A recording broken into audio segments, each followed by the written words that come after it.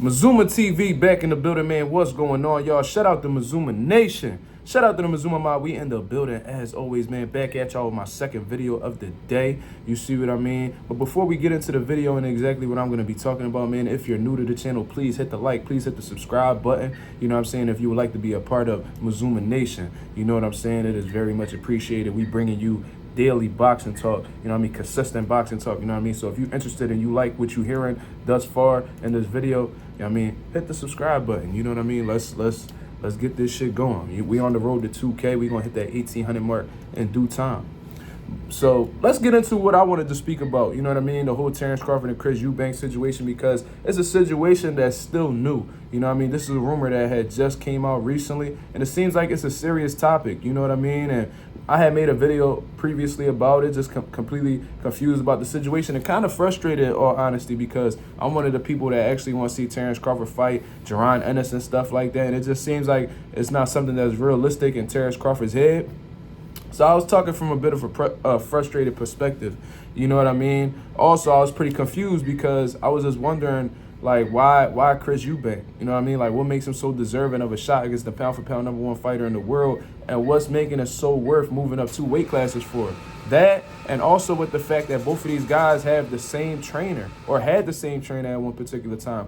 Obviously, Chris Eubank is going to have to look for another trainer because Bomac's not leaving Bud, but I was under the impression that Chris Eubank was still working with Bomac. You see what I mean? So I was just wondering how that happened, how that transpired, how this even came to discussions, because they both under the same stable. But regardless, man, that's the rumors that's going on right now, and that was my perspective primarily in the beginning. However, as I began to really analyze things and see exactly what Terence Crawford is attempting to do, it makes perfect sense in my head. And one of the things that we have to establish before we get into this conversation is that at this point in time, it doesn't make sense for Terence Crawford, business-wise, it doesn't make sense to face Jaron Ennis. You know what I'm saying? He feels like he has bigger fish to fry, whether it's the Earl Spence rematch that's later down the line, or, you know, Tim Tszyu to become a 4-division world champion, or, you know, possibly getting that Canelo Alvarez fight. It just seems like there's bigger things on his radar, and at this point in time, he don't want to give this young guy a shot. You know what I mean? What he wants to do is continue solidifying his legacy and getting that bag. So one of the biggest fights that Terence Crawford has been real optimistic about getting is the Canelo Alvarez fight. But, you know, Canelo Alvarez had did an interview a little bit prior to the announcement with Jaime Munguia that he feels like if he beats Terence Crawford, that he wouldn't be getting anything out of it, and they'll just be saying that he's too small. You see what I mean? So when you're really looking over this whole situation and seeing that Terence Crawford is moving up 2 weight classes to face Chris Eubank, I think it's being strategically done. I think that this is a chess move in order to make himself a strong candidate for Canelo Alvarez in September. You see what I mean? Let's look at it this way. At middleweight, you know, we got John Eubank, we got Jamal Charlo, you know, we got some solid guys in the division that Terence Crawford could have looked at as a possible opponent since he's going up to 160. However, Chris Eubank is still a sturdy name. You know what I mean? He has some skills. You know, he's a solid fighter. But is he the best? Is he the biggest risk at 160 pounds? Absolutely not. You see what I mean? So I think that this is Terence Crawford's calculated way to try the 160-pound weight division without taking the biggest risk involved at the 160-pound division. You know what I mean? He want to get his feet wet, see how his power translates, how his punch resistance is at 160 pounds, just how he feels overall before he goes and takes that step and attempt to make that step to 168 to face Canelo Alvarez. Another thing, let's say that he faces Chris Eubank, he stops him at 160 or whatever.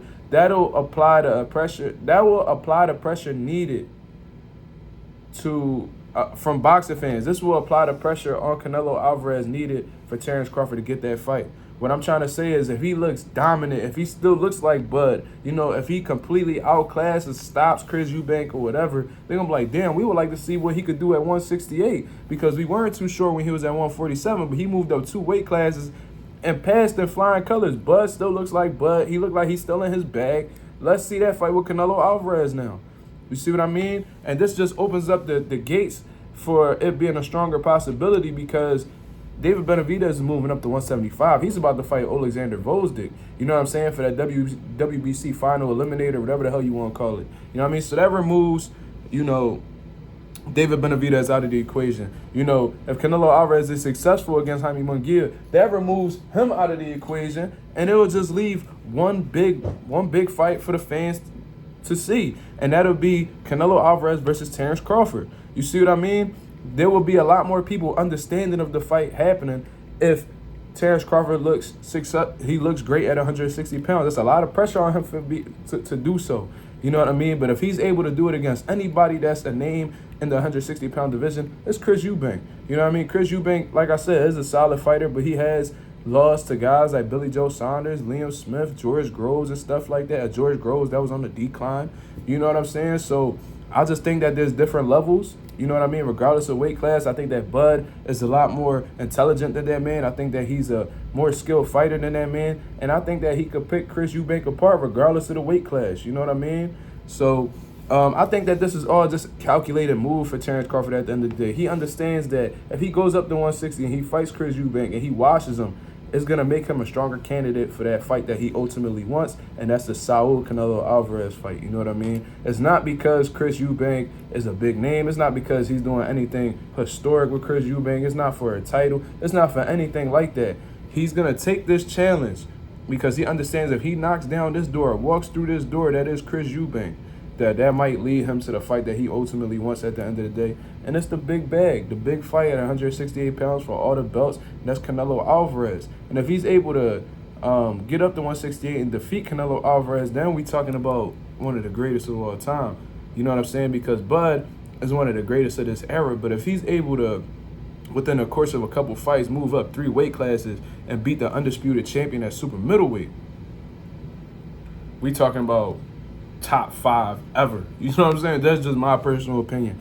You know what I mean? But, you know, I was confused at the beginning, you know, not really understanding why Terence Crawford would take this chance against Chris Eubank when he has multiple options on the table that could be more meaningful than Chris Eubank. You know what I mean? That could be probably bigger bags than Chris Eubank, depending on what the Saudis give. But I'm not sure. They probably pay him really well. I'm not sure. But regardless, I was confused at the beginning, but now really thinking about it and really analyzing the situation, it's an extremely intelligent, calculated move by Terence Crawford, and I hope that he's successful in that. You know what I mean? I hope he moves up them 2 weight classes. It still looks like Bud. It's still that dominant force that he was at the welterweight division against Errol Spence in his last fight. Hopefully he disposes of Chris Eubank. You know what I mean? So he could be a strong candidate for that Canelo Alvarez fight. And all that's going to do is apply more pressure for Canelo to make the fight happen. And we all know that Canelo don't mind fighting guys with smaller weight classes. Amir Khan, Jermell Charlo. You know, there's plenty of guys who have moved up to face Canelo Alvarez in the past, so this wouldn't be any different. You know, and he can't necessarily say that Bud is too small, because if he fought Chris Eubank at 160, that's only 1 weight class below you. You see what I mean? So I understand what Terence Crawford and his team is doing. It's extremely risky.